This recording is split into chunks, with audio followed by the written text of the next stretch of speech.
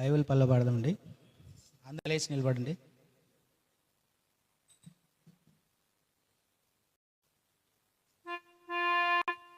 గ్రంథ వాగ్దానములన్నీ నావే, ప్రతి అధ్యాయము వరుస వచనము తన దివ్య ప్రేమ వాగ్దానములు, గ్రంథ వాగ్దానములన్నీ నావే. Every promise in the book is mine. Every chapter, every verse, every line, all the blessings of His love divine. Every promise in the book is mine. తెలియజేస్తున్నాను. అప్పుడప్పుడు అన్నదమ్ములు సడన్గా నేను ఈ ఊరికి వచ్చేటట్లు అవకాశం కలిగిస్తున్నారు. శాంసనయ్య గారు సిక్ అయినప్పుడు ఒకసారి సడన్గా వచ్చాను. ఇప్పుడు కూడా పోయిన సంవత్సరంలో విన్న వార్త ఈ సంవత్సరంలో మిమ్మల్ని కలుసుకునేటట్లు కృప చూపుతూ వచ్చింది. మరి సహోదరులు డానియల్ గారు సిక్ అవ్వటం పరిస్థితి నాకు కూడా తెలిస్తే పరిచర్య ఆపుకొని ఇటు రావాలనుకున్నాను, కానీ కంపల్సరీ వెళ్ళాల్సి వచ్చింది. అది కూడా సమీపంగా వచ్చాను.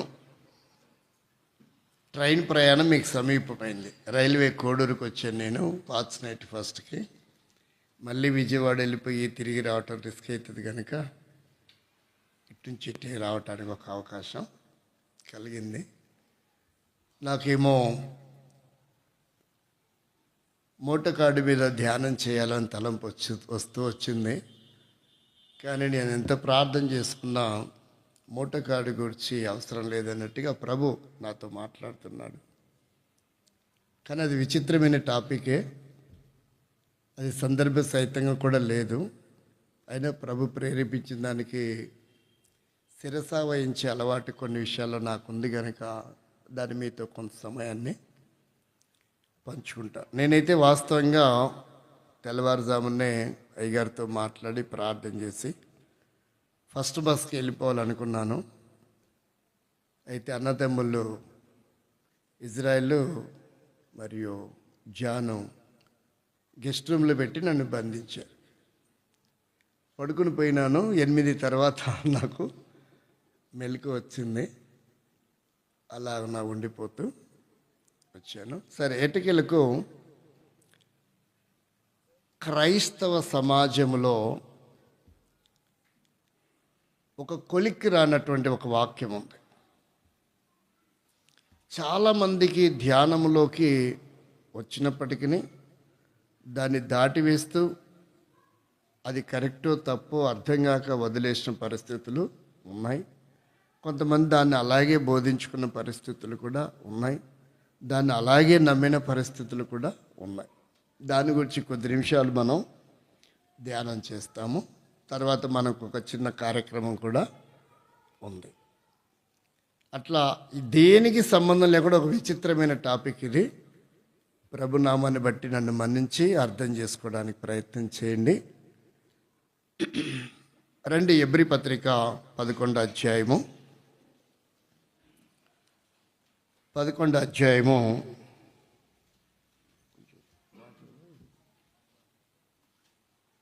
5వ వచనం.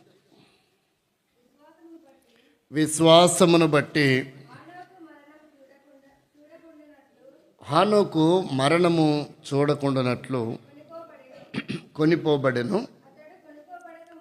అతడు కొనిపోబడక మునుపు దేవునికి ఇష్టుడై ఉండెనని సాక్ష్యము పొందెను. ఇది మొదటి భాగం. రెండో భాగము 5వ అధ్యాయము 23, 24 కనుక 22, 23 కానీ చదవండి. ఆదికాండం 5వ అధ్యాయం.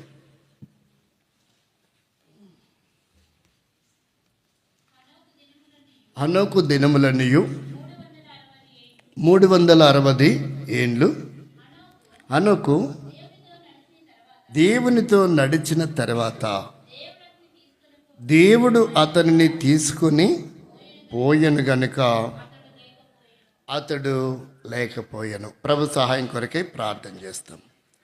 సర్వశక్తివంతుడా, సర్వాధికారమైన తండ్రి, నీకు స్తోత్రం. మా ఆయుష్కాలం పొడిగించి 2024 ముగించుకొని 25లో ప్రవేశించడానికి ఈ 2వ దినాన్ని బట్టి మీకు స్తోత్రములు.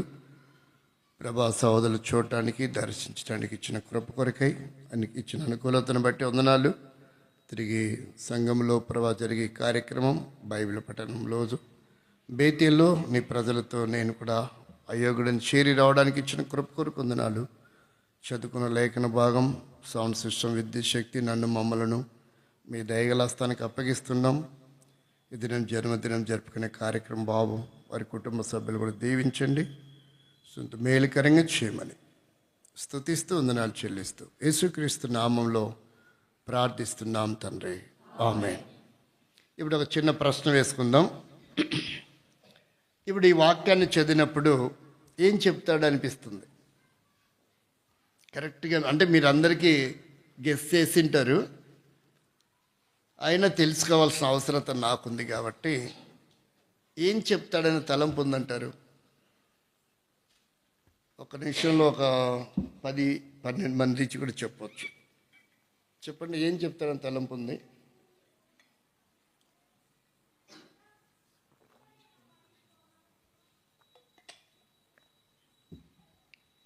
చెప్పండి.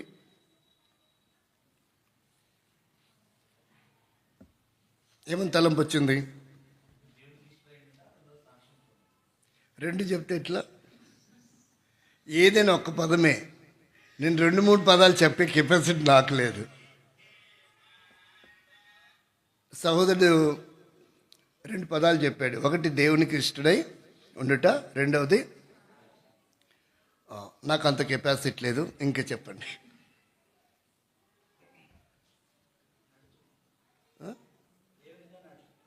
దేవునితో నడుచుట, ఇంకా విశ్వాసాన్ని బట్టి. ప్రభు అసలు వర్ణనాతీతం. ఇంకా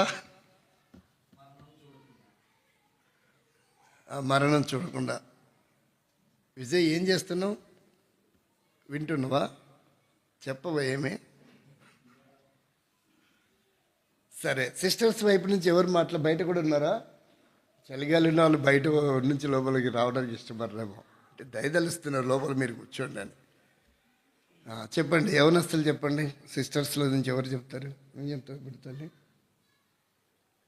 సో ఇలా చెప్పుకుంటూ పోతే రకరకాల థాట్స్ వస్తున్నాయి కదా. అయితే క్రైస్తవ సమాజంలో నిగూఢమైనగా ఉండిపోయినటువంటి ఒక పెద్ద ఫజిల్గా ఉండిపోయిన దాన్ని ఈరోజు దేవుని వాక్యంలో నుండి నివృత్తి చేసుకోవడానికి ప్రయత్నం చేద్దాం. అందరి యొక్క అభిప్రాయం ఏంటంటే, చెప్తాలి, మరణించకుండా ఋతు చాలా డీప్గా ఆలోచించినట్టుంది. ఐవారమ్మలు కదా, అందుకే వాళ్ళకు కొన్ని కొత్త థాట్స్ ఉన్నట్టున్నాయి. ఇక్కడ మనం చూస్తే అంటే బైబిల్లో ఉంది కాబట్టి అని అనుకునే వాళ్ళు ఉన్నారు. మంచిదే, దేవుని స్తోత్రం. అయితే నా ధ్యానంలో కొన్ని కొత్త తలంపులు పోయిన సంవత్సరం వచ్చినప్పుడల్లా కొన్ని క్యారెక్టర్లు, కొన్ని విధానాలు ధ్యానం చేశాం కదా. అదేందో తెలియకుండానే ఈ కొత్త సంవత్సరం 2వ రోజు రావడానికి అవకాశం వచ్చింది. ఈ సంవత్సరం ఒకవేళ ఎప్పుడైనా వస్తే, ఈ సంవత్సరంలో ఇంకా కొన్ని విషయాలు, కొత్త విషయాలను గురించి ధ్యానం చేయాలనే, అంటే ఈ సంవత్సరం కొరకు డిసెంబర్ అంతా నేను ప్రిపేర్ అవుతూ వచ్చిన. డిసెంబర్ అంతా ప్రభు సన్నిధిలో గడుపుతూ బిజీ షెడ్యూల్లో ఉంటూ, తర్వాత నార్త్ ఇండియా పరిచర్యకు అంతా కూడా ఒక 10 రోజులు వెళ్ళేసి వచ్చాం. అవి మీకు ప్రేయర్ రిక్వెస్ట్ దాకా మీ దాకా చేరవేయలేకపోయాను.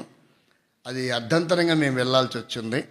అయినా మీరు ప్రార్థన చేస్తున్నారు మా కొరకు, పరిచర్య కొరకు. వాటన్నిటిని బట్టి వందనస్తున్నాయి. మీకు కూడా మీరు అంటే పరోక్షంగా కూడా మీరు ఆ పరిచర్యలో పాల్పంపులు పొందుతూ ఉన్నారు. ఈ సంవత్సరము 65 మందికి బాప్తిసం ఇచ్చాం. ఈ సంవత్సరము 65 మందికి బాప్తిస్మ ఇవ్వాల్సిన అవకాశం దేవుడు కల్పించాడు. అవంతా కూడా నేను చెప్పేది ఏంటంటే, బేతేలుతో దేవుడు నాకు ఇచ్చిన అవకాశాన్ని బట్టి ఇలా జరుగుతుంది. అంటే బేతేలు ఈ పరిచర్య కొరకు ఎంతో భారంగా, బేతేలు పరిశుద్ధులు, యవనస్తురాలైన సిస్టర్స్, బ్రదర్స్, వారి కుటుంబ సభ్యుల కొరకు ప్రార్థన చేయకపోయినా నా కొరకు, నేను చేస్తున్న పరిచర్య కొరకు ప్రార్థిస్తున్నందువలన నిజంగా అది నేను ధన్యతకరంగా భావిస్తున్నా. అందుకే మీ ప్రార్థనల వల్ల నా పరిచర్య, అంటే ఫిజికల్గా మందిరాలు కాస్త లాస్ అయినప్పటికీ కంటి చూపుతో, కానీ ఆత్మ సంబంధమైన పరిచర్య మీ ప్రార్థనల ద్వారా నాకు ఎంతగానో సపోర్ట్ చేస్తుందని నాకు అర్థమవుతూ వస్తుంది. కాబట్టి ప్రభుని ఎంతగానో స్తుతిస్తున్నాను. అయితే ఆ విషయం చెప్పలేకపోయినాను, ప్రార్థన చేయడానికి కూడా. అయినప్పటికీ మీరు ప్రార్థన చేస్తున్నాను నేను నమ్ముతున్నాను. ఇక్కడ ఏంటంటే, అసలు ఆనోకు యేసుక్రీస్తు అడిగినప్పుడు నన్ను గురించి ప్రజలు ఏమనుకుంటున్నారు ఇప్పుడు చెప్పండి. ఒకటి ఏలి అనియు, రెండవది మోషే అనియు, మూడవది ప్రవక్తలు ఒకరనియు అనుకుంటున్నారు ప్రజలు అనేటువంటిది ఇక్కడ మనం చూస్తాం. పేతురు అయితే ఇక్కడ మనం పర్ణశాలలు కట్టుకుందామని కూడా అంటూ వచ్చాడు. కానీ ఈ మిస్టరీ ఏదైతే ఉందో, హానోకు మరణం చూడలేదు అనేది బైబిల్లో నుండి, ఇలాగ ఇవాళ బైబిల్ స్టడీ కాబట్టి కొంచెం ఊరికి అలా టచ్ చేస్తాను. ఇంకా నేను పూర్తిగా దీని గురించి ధ్యానం చేయాల, ప్రభు ప్రేరేపిస్తూ వచ్చాడు కాబట్టి కొన్ని ఊరికైనట్లనే నాకు తెలిసిన ఆలోచనలు ప్రభు మీద ఆధారపడుతున్నాను. కొన్ని తలంపులు ఇచ్చాడు, వాటి కొన్ని చూస్తాం. ఇంకా ఎక్కువ ఒకవేళ దేవుడు భారం ఇస్తే దాని గురించి ఎక్కువ ధ్యానం చేయడానికి కూడా నేను ప్రయత్నం చేస్తాను.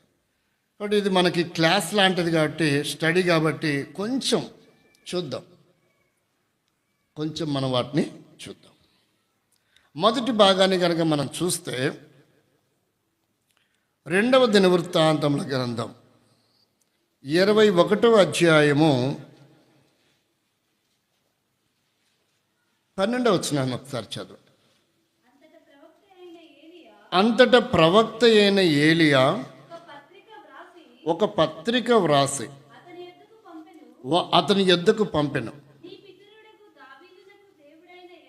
నీ పితరుడునకు దేవుడైన యెహోవా సెలవిచ్చినది ఏమనగా, నీవు నీ తండ్రి అయిన యెహోషాపాతు మార్గముల యందైనను, యూదా రాజైన ఆసా మార్గముల యందైనను నడవక,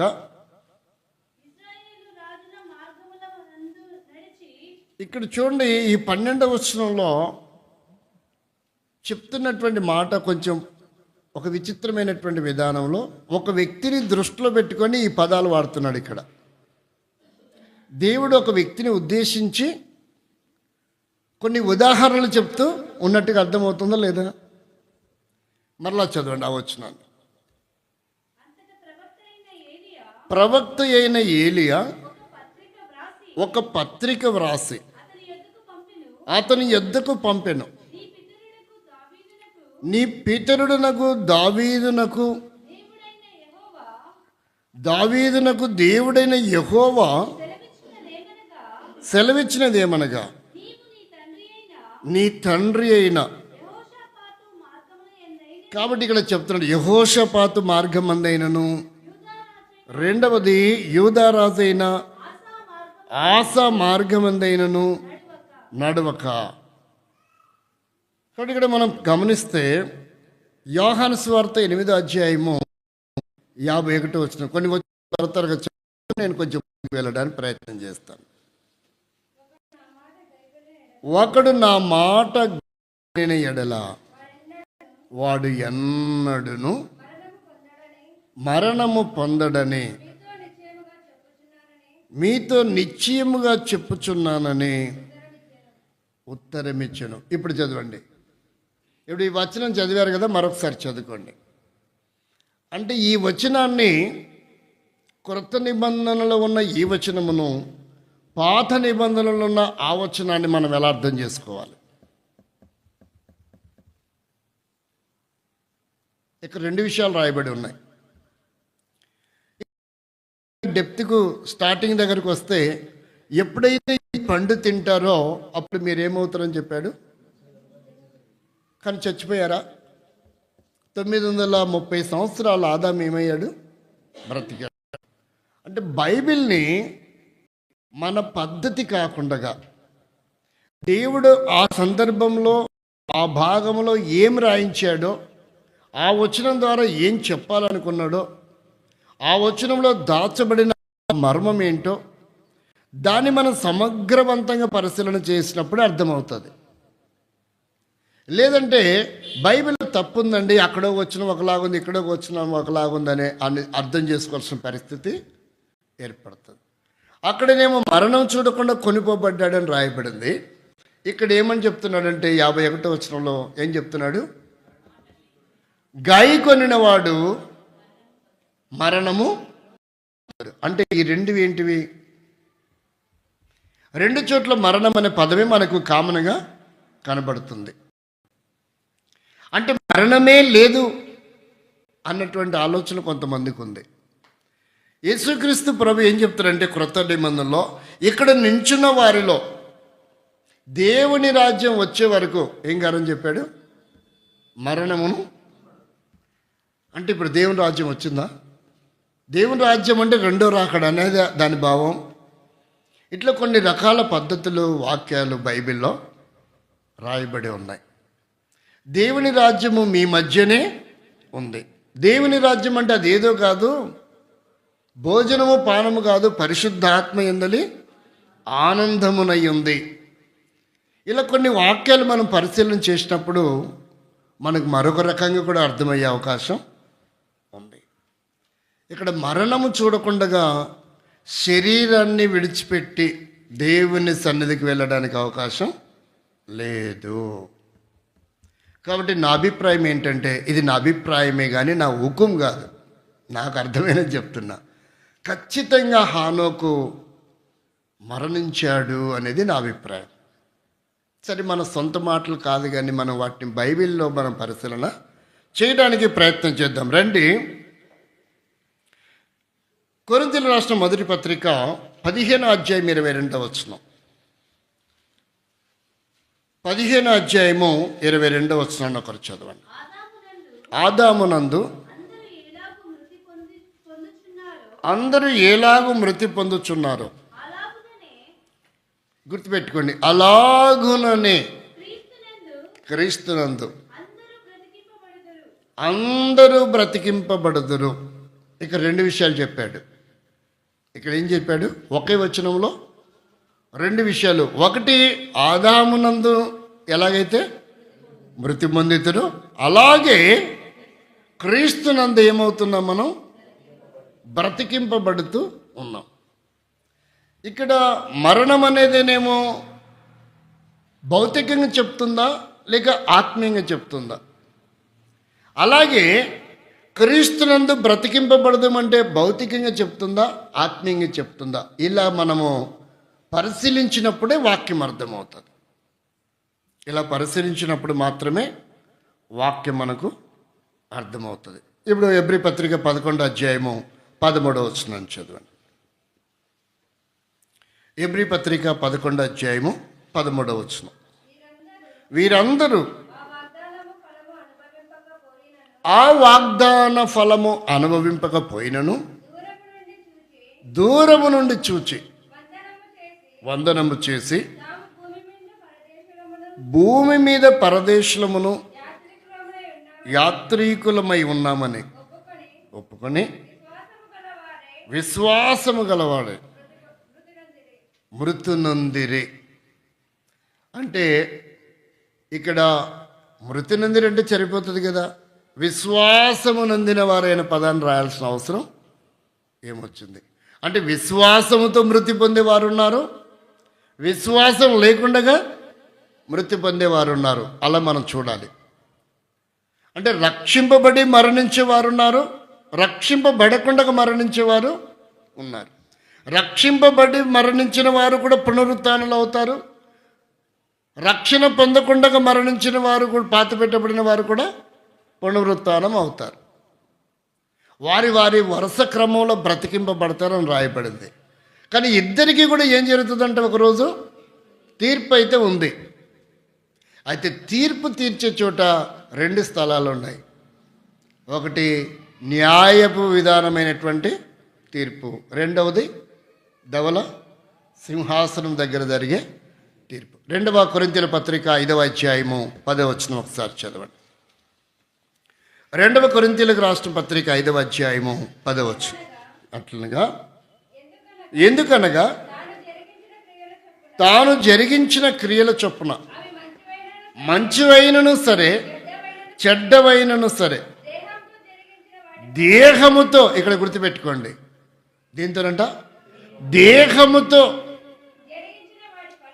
జరిగించిన వాటి ఫలమును ప్రతివాడు పొందినట్లు మనమందరమును క్రీస్తు న్యాయపీఠము ఎదుట ప్రత్యక్షము కావలెను.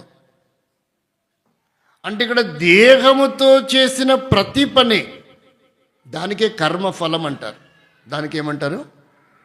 కర్మ ఫలము.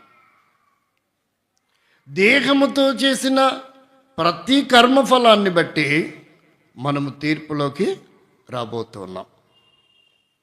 ఇక్కడ మనం పరిశీలన చేస్తే ఆదికాండం 5వ అధ్యాయం 24వ వచనంలో మరలా అక్కడికి వెళ్దాం. హనోకు దేవునితో నడిచిన తర్వాత తీసుకొని పోయెను గనుక, ఇక్కడ మనకి 23వ వచనంలో ఒక పదం కనపడింది, 24వ వచనంలో కొన్ని పదాలు కనపడ్డాయి. ఒకసారి మీరు చూడండి, ఏమేమి ఉన్నాయో ఒకసారి అండర్లైన్ చేయండి.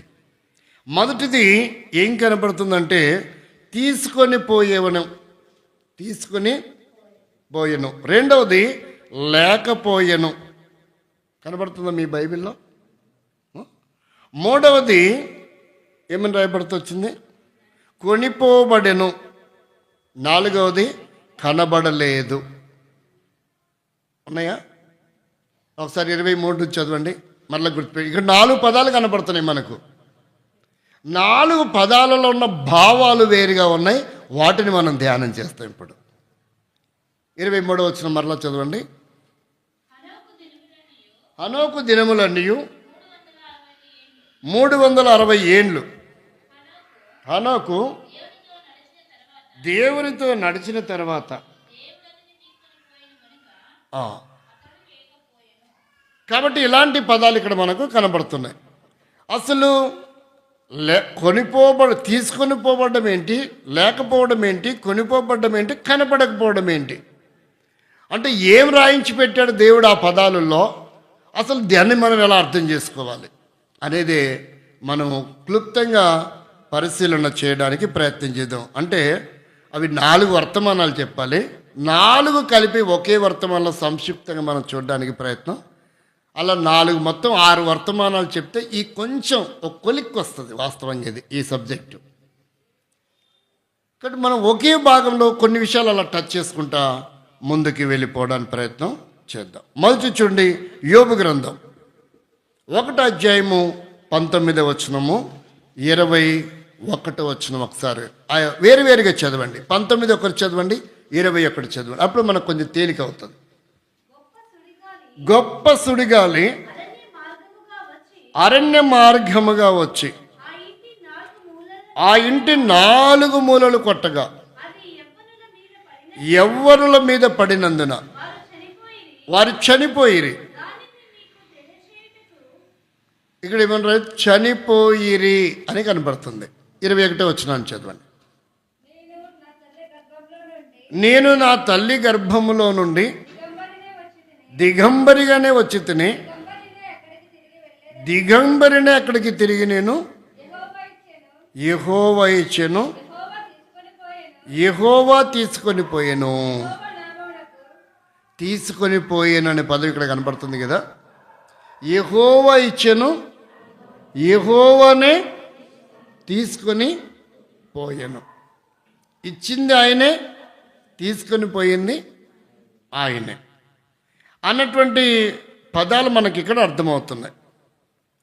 అయితే యెషయా గ్రంథం 57వ అధ్యాయంలో మొదటి వచనంలో మరొకలా రాయబడుతూ వచ్చింది, తీసుకొని పోయెను, తీసుకొని పోయాను. యెషయా గ్రంథం 57 మొదటి వచనం. నీతిమంతులు నశించుట చూసి ఎవరును దానిని మనస్సున పెట్టరు. దానిని మనస్సున. కాబట్టి ఇక్కడ కొనిపోవుట అనేది మనం చూస్తున్నాం. యెహోవా ఇచ్చెను, తీసుకొని పోవుట. తీసుకొని పోవటం అనే దాని గురించి మనం చూస్తున్నాం. ఇప్పుడు నిజంగా యెహోవా తీసుకొని పోయాడా? అది ప్రకృతి వైపరీత్యం వల్ల జరిగిందా? దాన్ని ఎలా అర్థం చేసుకోవాలి మనం? ఏ గాలి వచ్చిందంట? గొప్ప సుడిగాలి వచ్చింది. కాబట్టి వారిని తీసుకొని పోయెను అనేది మనం చూస్తున్నాం. రెండవదిగా చూస్తే యోబు గ్రంథం 4వ అధ్యాయము 8-9 వచనాలు చూస్తే రెండవది మనం పరిశీలన చేస్తాం. నేను చూచినంత వరకు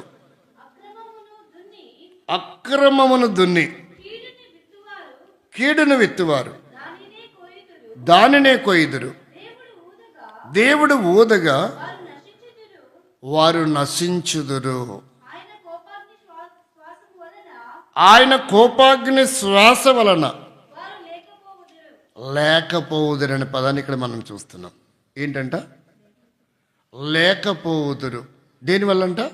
కోపాగ్ని వలన వారు ఏమవుతారు? లేకపోవుదురు. ఇదే యోబు గ్రంథం 7వ అధ్యాయం మీరు ఒకటి చదివితే ఇక్కడ దాదాపు మనకు 3-4 రెఫరెన్స్లు ఉంటాయి. యోబు గ్రంథంలోనే కొన్ని ప్రత్యేకమైన విషయాలు రాయబడి ఉన్నాయి. యోబు గ్రంథం చదవండి.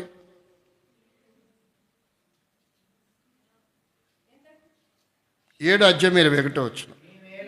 నీవేళ నా అతిక్రమమును పరిహరింపవు, నా దోషమును ఎలా క్షమింపవు. నేనిప్పుడు మంటిలో పండుకొనేదను, నీవు నన్ను జాగ్రత్తగా వెతికేదవు, కానీ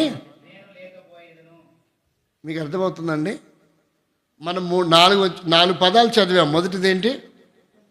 మొదటి పదం ఏంటి? తీసుకొని పోవటం. రెండో పదం ఏంటి? లేకపోవటం. మూడో పదం ఏంటి? కొనిపోబడ్డం. నాలుగోది కనబడకపోవటం. ఇక్కడ ఏమంటున్నాడంటే యోబు గారు తన ప్రాక్టికల్ లైఫ్ను గురించి తనను తాను ఒక్కసారి జ్ఞాపకం చేసుకుంటున్నాడు. ఒకవేళ మన భాషలో చెప్పాలంటే అది ప్రార్థన అనుకుందాం. దేవునితో తను ప్రార్థనలు గడుపుతున్నాడు ఆ విషయమని అనుకుందాం. మరలా చదవండి ఆ వచనాన్ని. నీవేళ నా అతిక్రమమును పరిహరింపవు, నా దోషమునేలా క్షమింపవు. నేనిప్పుడు మంటిలో పండుకొనేదను, వెదికేదవు, కానీ లేకపోయేదనంటే అర్థం ఏంటి? శరీరము గురించి మాట్లాడుతున్నాడా, తన ఆత్మను గురించి మాట్లాడుతున్నాడా? లేకపోవడం అనేది ఏంటంటే శరీరం, కానీ ఆత్మ ఎప్పుడు కూడా అది లయమయ్యేది కాదు, మరుగయ్యేది కాదు. ఇప్పుడు శవాన్ని పెట్టుకొని ఏమంటారంటే, ఇంకెక్కడున్నాడయ్యా మీ అన్నయ్య గారు అంటారు. మరి ఈడుండేది ఎవరు? ఈడున్నది ఎవరు మరి? అంటే మనము శరీరానికి వెలివిస్తలేం. ఎవరికి వెలివిస్తున్నాం? పోయిన ఆత్మకే వెలివిస్తున్నాం. అంటే ఈ శరీరము కొంతకాలం యాత్ర చేయడానికి వచ్చింది ఇక్కడ, అంతే. ఇది శాశ్వతమైనది కాదు. కానీ మనం శరీర కార్యాలు నెరవేర్చుకోవడానికి ఎక్కువగా పరితపిస్తుంటాం. శరీర క్షేమం కొరకు, శరీర ఆరోగ్యం కొరకు, శరీర ఏమంటారు దాన్ని, సౌందర్యం కొరకు, చూసేదైనా, ధరించేదైనా, తినేదైనా, వెళ్ళేదైనా. ఎందుకు ఇంతకుముందు ఏమైనా ఎర్ర బస్సు ఎక్కొచ్చావా అనేవారు. అంటే బస్సు ఏదైనా బస్సే కదా. అంటే ఈ బస్సులో ఏదైనా బస్సు అయినప్పటికీ శరీర సౌఖ్యాలు కొన్ని, అవకాశాలు కొన్ని బస్సులు కలిగిస్తూ ఉన్నాయి అంతే. అంటే క్షేమకరమైన ప్రయాణం. బ్రదర్ నాకు బస్సు ప్రయాణం బాగుంటుంది, ట్రైన్ ప్రయాణం కష్టం అంటే, ఏం కాదన్నా, బస్సు అయితే మీకు చాలా గంటలు పడుతుంది, మీరు ఆడదిగి ఈడదిగి ఎక్కడెక్కడో ఎక్కాలా. ట్రైన్ అనుకో, నేను ఒక ట్రైన్ వచ్చింది, అది కాచిగూడ వెళ్తుందంట. ఏమన్నంటే అది గుత్తిలో దిగి ఇంకోటి ఎక్కొచ్చులే అంటే, ఆ టైంకి బస్సులు ప్రయాణ సౌకర్యాలు ఉండవు, కానీ మీరు కాసేపు ఆగైనా డైరెక్ట్ గుంటకలు వచ్చే ట్రైనే, ప్రశాంతంగా ఉంటుంది. కానీ నాకు నరకం అనిపించి ఆ వెయిటింగ్ ఎట్టుంటుందంటే, నాకు వెయిటింగ్ చేయడానికి ఇష్టపడను కాబట్టి బస్సులో పోతా. ట్రైన్ దాని ట్రైన్లో అది వస్తుంది, దానికి అన్నింటి చూసుకుంటుంది. మన ప్రయాణ సౌకర్యాలు అది, మన అనుకూలత దానికి అనవసరం. ఒకచోట ఎక్కడో వాడు ఫాస్ట్గా వచ్చాడంటే, త్వరగా నేను నిద్రపోయాను, అక్కడ అరగంట పైన ఆగిపోయిందంట. ఇప్పుడు మళ్ళీ కొత్త రూల్స్ వచ్చినాయి. యాక్సిడెంట్ అవడం వల్ల ఏమంటారంటే, టైంకి స్టేషన్కి రావాలి, ముందు రావడానికి వీలు లేదు. ఇదొక కొత్త రూల్ వచ్చింది రైల్వే డిపార్ట్మెంట్లో. ఆర్టీసీలోనే కాదు, 2 గంటలు లేట్ వచ్చినా పర్వాలేదు ఆర్టీసీలో, కానీ 5 నిమిషాలు కూడా బస్ స్టాండ్లో బస్సు ముందు రాకూడదు. కాబట్టి ఇలాంటివన్నీ అమెండ్మెంట్ జరుగుతున్నాయి, జీవులు కూడా మారిపోతున్నాయి. కానీ ఇక్కడేమంటాడంటే, శరీర విషయంలో నువ్వు వెతుకుదువు కానీ నన్ను, నేను మాత్రం లేకపోయేదను. లేకపోయేదని అంటే ఏంటిదో ఇక్కడ మనం కొంచెం లోతుగా ఆలోచించాలి. ఇప్పుడు అవన్నీ విశదీకరించే సమయం నాకు సరిపోదు. కాబట్టి 27 అధ్యాయము 9వ వచనం కూడా చదవండి. యోబు గ్రంథంలో 27 అధ్యాయం ఏమంటున్నాడు? 19 మన్నించండి. వారు ధనము గలవారై పండుకొందురు, మరలా లేవరు. కన్నులు తెరవగానే, అదేంటిది? పడుకునేటప్పుడు ఎలా పండుకుంటారంట? ధనవంతులుగానే పండుకుంటారు. మరి తర్వాత కన్నులు తెరవగానే లేకపోవుదురు. అంటే లేకపోవుదురనే పదాలు, ఆయన నడిచెను, ఆయనను తీసుకొని లేకపోయాను గనుక హానుకేమాడంట? లేకపోయాను. కాబట్టి లేకపోయాననే విషయాల్లో మనము ఆలోచన చేస్తూ ఉన్నాం.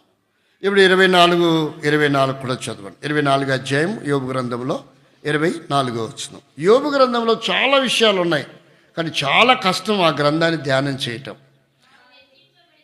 వాడు హెచ్చింపబడినను కొంతసేపటికి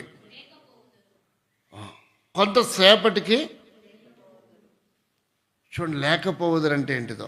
ఒకడు సర్వలోకమును సంపాదించుకొని వాని ప్రాణమును పోగొట్టుకునే ఎడల వానికి, అంటే ఎవరికి? శరీరానికి కాదు, వానికి. అంటే శరీరంలో ఉన్నప్పుడు సంపాదించాడు చూడండి, ఆ సంపాదించిన వ్యక్తికి. ద గ్రేట్ అలెగ్జాండర్ కూడా పురుషోత్తమును జయించిన తర్వాత ఇండియాలోకి రాలేదు, ఇండియాతో ఆయన యుద్ధం చేయలేదు. చాలామంది దాన్ని తప్పుగా ప్రస్తావిస్తున్నారు. మత ఛాందస్వాదులు కూడా మాట్లాడుతున్నారు, అసలు అలెగ్జాండర్ ఇండియాకి రాలేదు, మన వాళ్ళు తరిమి కొట్టారు ఆయన్ని. ఓడిపోయి అపజయం పాలై ఆయన భయంతో అపజయంతో చచ్చిపోయాడు అంటారు. ఇండియా బార్డర్ వరకు వచ్చి పురుషోత్తముని జయించి ఆ తర్వాత తిరుగు ప్రయాణంలో ఆయన మరణించినటువంటి పరిస్థితులు. కాబట్టి ఇక్కడ మనం చూస్తే అయినప్పటికీ ఆయనకు ఏ ప్రయోజనం లేకుండా పోయింది. ఇక్కడ కూడా ఏం లేదంట, అయినా నీకు ఏ ప్రయోజనం లేదు. నీకంటే ఎవరికి? ఆత్మకు. నీకంటే ఎవరికి? ఇప్పుడు ఆత్మకు. కనపడడం లేదు అంటే నీకు ఎవరు కనపడడం లేదని ఆత్మ కనపడటం లేదని. నీకు అంటే ఇక్కడ ఏంటి అర్థం? ఆత్మ అనేటువంటిది మనకు అర్థమవుతున్నటువంటి విధానం. కీర్తన గ్రంథంలో 37:10 37వ కీర్తన 10 ఒకరు చదవండి, 35వ వచనం ఒకరు, 36వ వచనం కూడా. ఇక్కడ 3 వచనాలు కొన్ని భాగాలు కనపడతాయి, చదవండి. ఇంకా కొంతకాలమునకు భక్తిహీనులు ఏమవుతారంట? ఎంతకాలానికి? కొంతకాలానికి భక్తిహీనులు లేకపోదురు. అంటే వారితో పాటు భక్తిహీనులతో పాటు ఎవరంట? లోతు కుటుంబం ఏమయ్యారు? నశించిపోయారా? అంటే అక్కడ లేకపోయింది ఎవరు? మరుగైంది ఎవరు? భక్తిహీనులతో పాటు లోతు కుటుంబాన్ని దేవుడు ఏం చేయలేదు? సొదొమ గొమొర్రాల మధ్యలో, ఆ ప్రజల మధ్యలో వారిని తప్పించటానికి ప్లాన్ చేశాడు అబ్రహాము. ఎలాగైనా ఆ సొదొమ గొమొర్రా క్షేమం కొరకు కాదు ఆయన ప్లాన్ చేసింది, ఆయన బేరమాడింది. కనీసం అక్కడ 10 మంది అయినా ఉంటే, అంటే 10 మంది అంటే ఎవరి కోసం అని అర్థమైంది మనకు? లోతు కుటుంబం, తన కుమార్తెలు, ఆ అల్లుళ్ళు మొత్తం కలిపితే 6 10 మంది కూడా అక్కడ లేరు. అంటే బేరమాడుతూ వచ్చింది.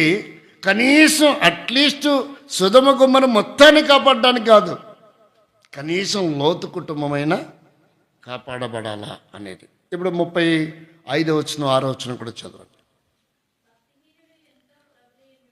భక్తిహీనులు ఎంతో ప్రబలియుండుట నేను చూచి ఇంటిని, అది మొలిచిన చోటనే విస్తరించింది. వాడు వర్ధిల్లియుండెను, అయినను ఒకడు దారిపోయి చూడగా. ఇదేంటిది అంటే ఇట్లా మనం వాక్యాన్ని కరెక్ట్గా అర్థం చేసుకోవాలి. ఇప్పుడు ఈ జిల్లాలోనేనా ఆ మర్రి చెట్టు చిన్న పిలక స్టార్ట్ అయింది, ఇప్పుడు ఇంత విస్తార కదిరినది? అనంతపురం జిల్లానేనా? పుట్టపర్తి జిల్లా అయిందా? రైట్. ఇప్పుడు అది లేకపోయిందా ఉందా? ఇక్కడ ఏం రాస్తున్నాడంటే, మరలా చదవండి ఆ వచనం.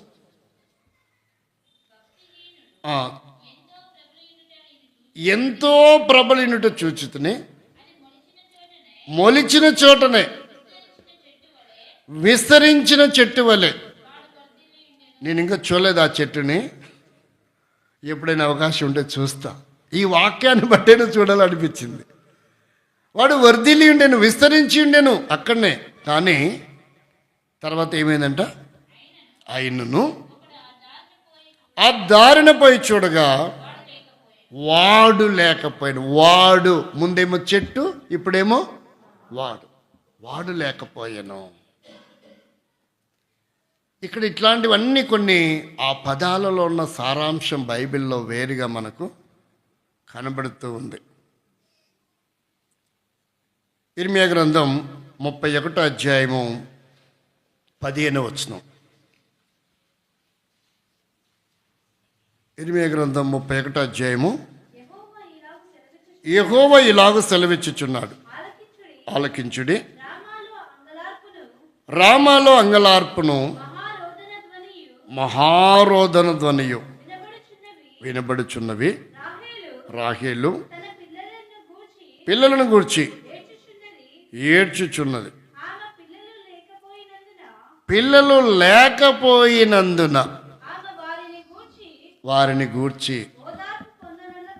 కాబట్టి ఇక్కడ ఏమంట? లేకపోవట. రాహేలే పోయింది, అసలు లేకపోవట కాదు. రాహేలు లేదు, కానీ రాహేలుకి 2 కుమారులు ఉన్నారు. వారు కూడా చాలా ప్రత్యేకమైనటువంటి వారుగా మనకు అర్థమవుతుంది. లేకపోవుట చూసింది. ఇది ఎక్కడ రాయబడింది? ఎక్కడో ఇర్మియాలో రాయబడింది. ఆమెకు ఆదికాండంలోనే పిల్లలు పుట్టినట్టుగా మనకు బైబిల్లో ఉంది. రామాలంటే అది ఎవరి కాలంలో? జ్ఞానుల కాలంలో. యేసుక్రీస్తు మరణంకి ఇష్టపడినప్పుడు హేరోదు జ్ఞానులు చెప్పిన దాన్ని బట్టి ఏమవుతూ వచ్చిందంటే అక్కడ ఘోష 2 సంవత్సరాల లోపు మగపిల్లలందరినీ చంపేసినట్టుగా మనకు అర్థమవుతూ వచ్చింది. అంటే ఇక్కడ ఈమె వేదన చెందుతూ లేకపోవట చూసి, లేకపోవటం అనేది ఆధ్యాత్మికంగా వేరే ఉంది, భౌతికంగా వేరేలాగా ఉంది. ఇప్పుడు మరొక భాగం దగ్గరకు వద్దాం. యోబు గ్రంథం 12:23 చదవండి. ఇప్పుడు మనం కొనిపోవుట అంటే ఏంటిదో పరిశీలన చేద్దాం.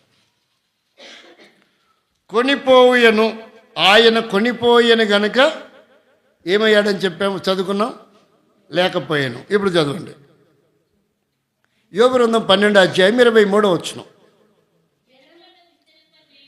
జనములను విస్తరింపచేయును,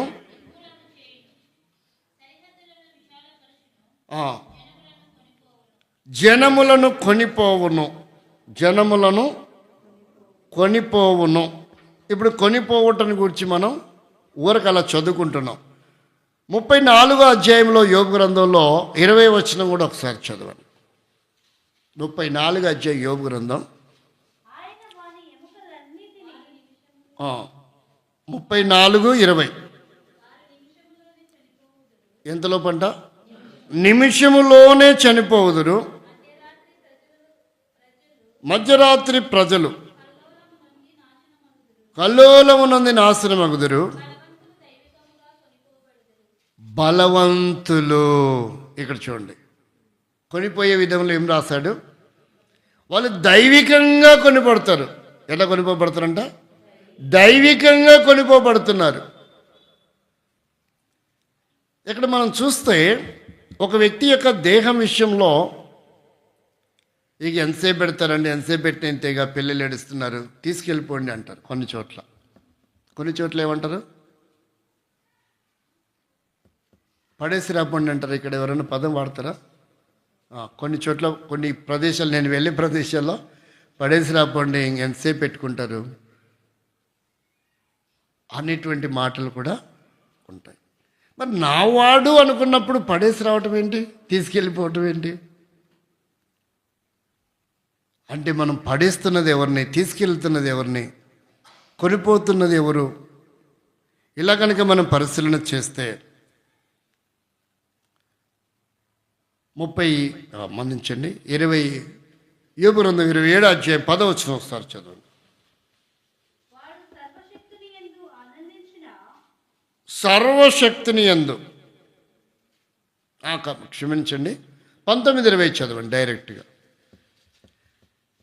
27:19-20 వచనాలలో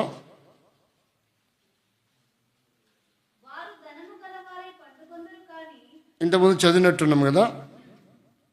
7-8 చదవండి. యోబు గ్రంథం 20:7-8 చదవండి, ఒకసారి చదవండి. నరసించు రీతిగా ఎన్నటికి ఉండకుండగా నశించుదురు. కాబట్టి ఇక్కడికి వచ్చేవరకే ఏమని జ్ఞాపకం చేస్తున్నాడంటే, ఇప్పుడు మనం 4వ పదాన్ని కూడా చూడాలి. కొనిపోబడటం తర్వాత మిగిలిన పదం ఏంటి? లేకపోవటము. ఏంటది అది?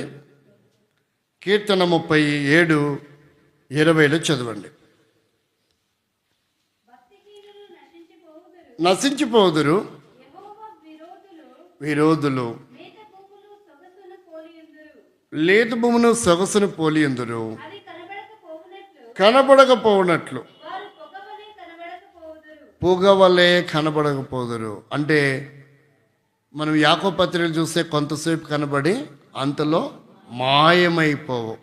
ఈ పొగ కూడా అలాంటిదే కదా. ఇప్పుడు రండి మన పాఠం దగ్గరికి. ఎబ్రీ పత్రిక 11:5 విశ్వాసమును బట్టి హనోకు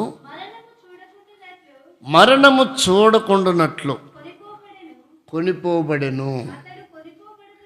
కొనిపోబడక మునుపు దేవునికి ఇష్టడై ఉండెనని. అంటే బైబిల్ అంతా ఇలా రాయబడినటువంటిది మనకు అర్థమవుతుంది. కానీ కీర్తన మనం కరెక్ట్గా ఆధారం చేసుకుందాం. ఒక బలమైన వచనం లేక కొన్ని బలమైన వచనాలు కొన్ని ఉన్నాయి. 86వ కీర్తన 48వ వచనాన్ని ఒక్కసారి చదువు. ఇది మనకు కొంచెం విచిత్రంగా అనిపిస్తుంది. నేను కొంచెం ముందుకెళ్ళి ముగిస్తాను. 89వ కీర్తన మనం 89:48. మరణము చూడక బ్రతుకు, ఇక్కడికి వచ్చేవరకు ఎవరి గురించి డైరెక్ట్గా మాట్లాడుతుంది చూడండి. బ్రతుకు నరుడు ఎవరు? పాతాల యొక్క వశము కాకుండా తను తాను తప్పించుకొనగలగలిగిన వాడు ఎవడు? అంటే ఈ వచనం ఏం చెప్తుందంటే మనకు శరీరముతో ఉన్నవాడు. అందుకే వారు ఏమంటారంటే అనివార్యమగు ఈ కార్యమునకు శోకించ తగదు. అంటే పుట్టినవాడు ఖచ్చితంగా గిట్టక మరణించక తప్పదు. అంటే గీతలు అలా రాయబడి ఉంటుంది, దాని భావం తాత్పర్యం. అనివార్యం అంట అది అనివార్యమా? మరణం అనేది అనివార్యమా? అది తథ్యం. మరణం అనేది అనివార్యం కాదు, అది తథ్యం. కాబట్టి అనివార్యమునకు ఎవరు కూడా ఏం చేయకూడదంట? చింతించకూడదు. ఇక్కడ ఏమని చెప్తుందంటే బైబిల్లో మరణము చూడక, ఇప్పుడు ఆ 5వ అధ్యాయం ఆదికాండము 23-24 వచనాలు, ఈ కీర్తన 89:48కి కనుక మనం ఆపాదించి చూడగలిగితే ఏమని అర్థమవుతుంది? బహుశా ఖచ్చితంగా కాదు, మీరు విఘ్నులు అర్థం చేసుకోండి. బహుశా హానోకు కూడా ఏమై ఉంటాడు? చనిపోయి ఉంటాడు. చనిపోకుండగా మాట్లాడాలంటే పౌలు గారి దగ్గరికి వెళ్తే కొత్త నిబంధనలు చెప్తాడు. నేను ఒక మనిషిని ఎరుగుదును, ఆయన మధ్యాకాశమునకు శరీరంతో వెళ్ళాడో శరీరం లేకుండా వెళ్ళాడో కూడా నాకు తెలియదు, నేను ఎరగను. అది తన గురించి చెప్పాడు. కానీ వెళ్ళేటప్పుడు శరీరం విడిచిపెట్టి వెళ్ళానా, శరీరంతో వెళ్ళానది కూడా నాకైతే తెలియదు. మరి పరలోకం వెళ్ళాలంటే, దేవుని దగ్గరికి వెళ్ళాలంటే శరీరంతో వెళ్తామా, శరీరం విడిచి వెళ్తామా? శరీరంతో వెళ్తే ఖచ్చితంగా ఒక దేశానికి వెళ్ళొచ్చు. శరీరంతో కనుక మనం వెళ్తే ఎక్కడికి వెళ్తాం అంటే ఈ 7 ఖండములలో కనబడే దేశానికి వెళ్ళొచ్చు. అది షిప్లోనైనా, ఫ్లైట్లోనైనా, రాకెట్లోనైనా. ప్రపంచములో ఎక్కువ మంది క్రిస్మస్ చేయడం కాదు, దేవుని స్తోత్రం, అంతరిక్షంలో కూడా క్రిస్మస్ జరిగింది ఈ సంవత్సరం. ఏంటది? ఎక్కడ జరిగింది క్రిస్మస్? భూమి మీద కలెక్టరేట్లో, తర్వాత అసెంబ్లీలో, లేదంటే రాజ్యసభలో చేసుకోవడం కాదు. భూమి మీద క్రైస్తవము క్రిస్మస్, యేసుక్రీస్తు జన్మదిన వేడుకలు ఎక్కడ జరిగాయి? భూమికి అతీతమైన స్థలంలో కూడా జన్మదిన వేడుకలు. అదే యేసుక్రీస్తు యొక్క గొప్పతనం అంటే. దాదాపు 180 దేశములో యేసుక్రీస్తు జన్మదిన వేడుకలను సస్యశ్యామలముగా జరుపుకుంటూ వచ్చారు. కానీ కొంతమంది ఏమంటారు, అసలు ఏసు పుట్టనే లేదు, ఏసు లేనే లేడు. మరి ఇవన్నీ ఎందుకో, మరి సెలవు దినం ఎందుకు ఇచ్చారో కదా. కాబట్టి వారు ఊరకనే మాట్లాడతారు అనేది మనకు అర్థమవుతుంది. వారి మాటలలో ఏమాత్రము శాస్త్రీయత లేదు. ఒకవేళ కసాపురములు తెలిసే తెలియకో చేసుకుంటున్నారు, శాంసన్ గారు చెప్పారు కాబట్టి, లేదంటే అయ్యవారు చెప్పారు కాబట్టి, వాళ్ళకంటే ముందు మేరక్కల నాన్నగారు వాళ్ళు చెప్పారు కాబట్టి అంటే ఓకే, అర్థం ఉంది. మిగతా వాళ్ళు చేసుకుంటే క్రిస్మస్ వేడుకలు ఆలోచించరా? వాళ్ళు చేసుకుంటే మనం చేసుకోవాలా అని ఆలోచిస్తారు కదా. కాబట్టి ఇంత పెద్ద నెట్వర్క్ మరణము చూడకుండగా ఏంటంట, బ్రతుకు నరుడు ఎవరు? పాతాళ వశము కాకుండా తనను తాను. అందుకే ఇక్కడ మనం గమనిస్తే ఇప్పుడు చదవండి, అది కూడా 69:20 ఏమో చదవండి కీర్తన. అక్కడేం రాయబడింది చూడండి.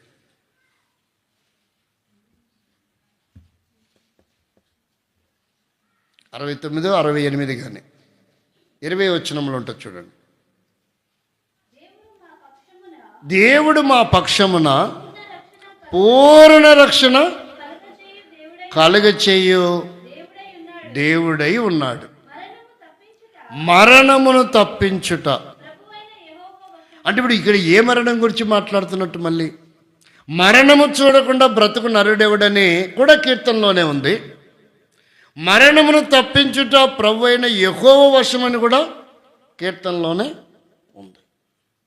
కాబట్టి ఇప్పుడు ఈ మరణం అనే విషయంలో చాలామంది సందిగ్ధపడుతున్నారు. ఏలియా మరణం లేకుండా వెళ్ళాను, ఎప్పుడైనా వీలైతే ఆ విషయాలు చూద్దాం. ఇప్పుడు మరణం చూడకుండా వెళ్ళింది ఎవరు? హానోకు వెళ్ళాడు, ఏలే వెళ్ళాడని. జన్మించింది చెప్పండి, బాల్యముతో ఉండి మరణించింది ఎవరు అంటేనేమో మొదటి ఆదామని. బాల్యం లేకుండగా మరణంలోనే సమాధిలోనే ఉండిపోనిది ఎవరంటే యేసుక్రీస్తు అంటాం. ఆయనకేం లేదు. యేసుక్రీస్తుకేం బాల్యం కనపడుతుంది, ఆదాముకి ఏం కనపడడం లేదు, బాల్యం కనపడడం లేదు. కాబట్టి బాల్యం లేదు, ఆయననేమో మరణము అనుభవించాడు, సమాధిలోనే ఉండిపోయినాడు. ఈయనకేమో బాల్యము ఉంది, మరణించినాడు కానీ సమాధిలో ఉండలేదు. ఆయనకేమో మొదటి ఆదాము అంటాం, ఈయననేమో కడపటి ఆదాము అంటాం. అంటే ఆ కూర్పు ఎందుకు వాడారో మనకు తెలియదు. యేసుక్రీస్తు అంటే మొదటి ఆదాముకి భార్య ఉంది. మరి ఆదాముని గురించి అట్లా ఆలోచిస్తే కడపటి ఆదాము కూడా ఏముండాలి?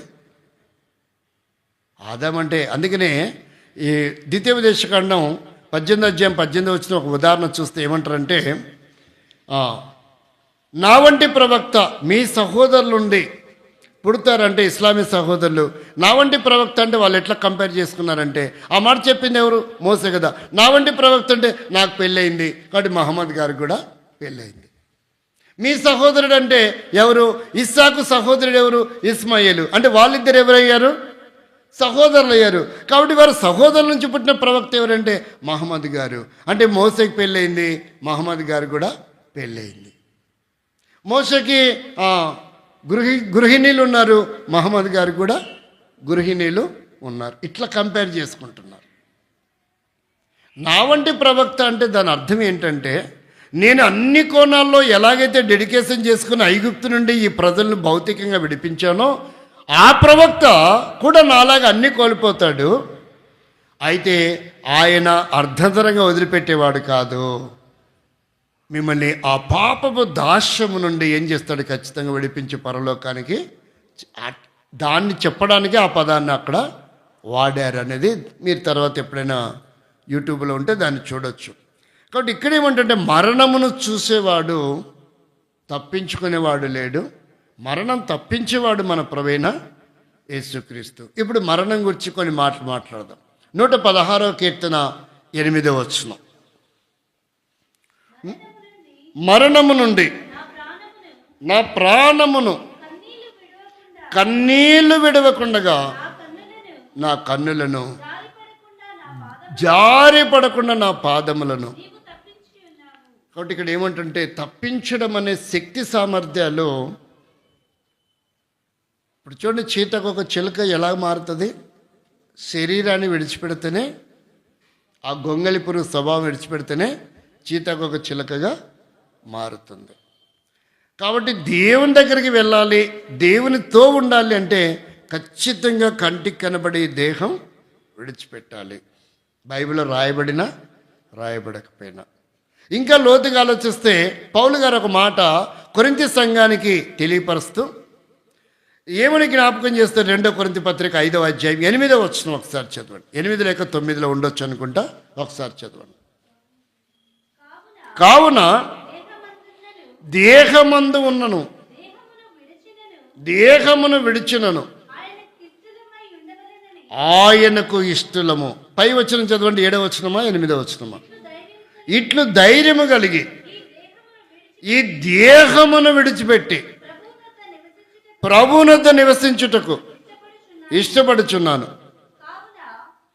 దేహంతో ఉన్నప్పుడు దేవుని దూరంగా ఉన్నానని ఉంటుంది. అది పై వచనమా కింద వచనమా? 7వ వచనం ఒకసారి. దేహముతో ఉన్నంత కాలం ఏమయ్యాడంట? దేవునికి దూరం అయ్యాడు. అంటే దేవునితో ఉండాలంటే ఏం విడిచిపెట్టాలి? ఇప్పుడు మనం ఇప్పుడు ఆనోకు దేవుడు తీసుకొని వెళ్ళిపోయాడంటే ఏం విడిచిపెట్టింటాడని అర్థం. అంటే సొంత కవిత్వం వద్దు, లేఖనాల పూర్వకంగా మనం ఆలోచన చేద్దాం. కాబట్టి దేహమును విడిచిపెట్టకుండా దేవునితో, దేవుని రాజ్యముతో. దేహం ఉంటే ఆకలి దప్పులు ఉంటాయి, దేహం ఉంటే రాగద్వేషాలు ఉంటాయి, దేహం ఉంటే అన్ని ఫీలింగ్స్ ఉంటాయి.